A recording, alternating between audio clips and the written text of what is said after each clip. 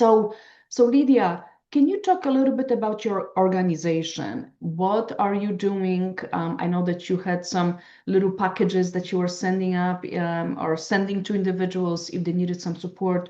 So, what is the mission of your organization, and how are you going on a day-to-day basis with it? So one thing, the packages that you mentioned, I'll give you a brief history on where it came from. I last last Thanksgiving, so 2024, for so in Canada it's in October, Mhm. Thanksgiving, and like the article mentions actually that you guys published for me, I got sick. I was really into cooking and I made all the fixings and everything. And then I think it was about 6 o'clock, 6:30. I sat down at the table and I am so tired. And I thought, it's probably the cooking. You're on your feet for pretty much an entire day. And I just remember thinking, no, this doesn't feel like, being in the kitchen kind of tired. I just felt not great. And so I took a COVID test, and sure enough, I had COVID. Mhm. Um, and, both my husband and I have people in our family that are immunocompromised. And I, I'll tell you, when the pandemic happened, I became extremely paranoid.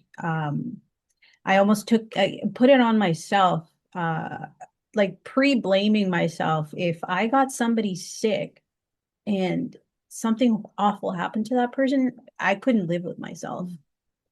Um, and so I started thinking that way, of course, Thanksgiving. Why I thought that way is because in 20, I think it was, now I'm not remembering, but I ended up losing a few family members to COVID, three of them right after the other within 7 days, Wow. all different ages.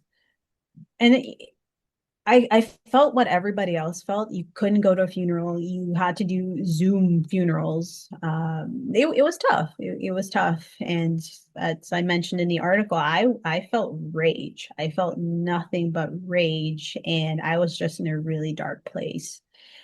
I can talk about it now because I took something really bad and created it and put it into something really good, I feel.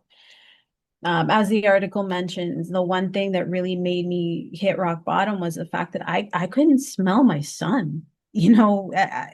Our as moms, as parents, we kiss the tops of their heads, and you can smell that baby scent. I couldn't smell it. I didn't Mhm. care about coffee. I didn't care about delicious food. I couldn't taste anything. I could eat the most disgusting food and Mhm. not, it didn't matter. I couldn't smell my son.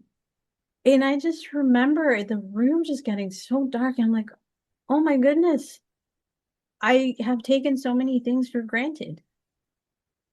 I don't know when it hit, how it hit, but it's just something that my sense of smell, I can't smell my most adored thing, my child. And so I started doing a lot of research. How can I train my sense of smell? How can I just really wanted it. I really wanted it. I believed in it. And it could be, psychosomatic. I don't know.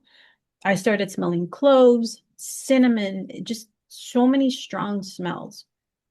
Eventually, a few weeks in, I got it back. I Mhm. got it back. And I remember just crying, crying, crying. And my son's like, Mom, what's wrong? What's happening? Are you okay? And I just said, no, buddy, these are happy tears. These are happy tears. I'm so grateful. I remember saying, I'm so grateful that I can smell you again. He thought it was a little strange, but I explained to him that this is the scent that brings me so much joy and so much gratitude, because I still feel that he's the greatest thing I've ever created, right? And so from that, I remember just being so grateful after everything had happened that I like to recycle quite a bit. My husband laughs because anytime I see a really good box, I'm like, that's a good box. I can make something out of that. So I have a cupboard that I fill up with recycling materials, and I had a box of crackers. It was a sturdy material, and I said to myself, you know what? Let's create something. Let's make a gratitude box. Mm. And so, funny enough, on January 5th of last year, we put in our first gratitude card in the gratitude box. So every week we do 52 cards, sometimes more, depending, if you do a lot of activities or if you see a lot of people that you love, on one side of the card, we draw a picture, and on the other side, we write about our experiences and what we're grateful for. And so those are the packages Mm. that came from that really bad experience. And we on New Year's Eve, on December 31st, we opened our very first gratitude box. And of course, there were tears of joy, there was laughter, there were moments of, oh my gosh, I remember when you got stung in the pool by that weird bee Mm. or something. And it just brings you joy. No matter what you're going through, all those little things that we may have taken for granted, it sparks joy. And if it's okay with you guys, I'd like to show you what one looks like. Absolutely.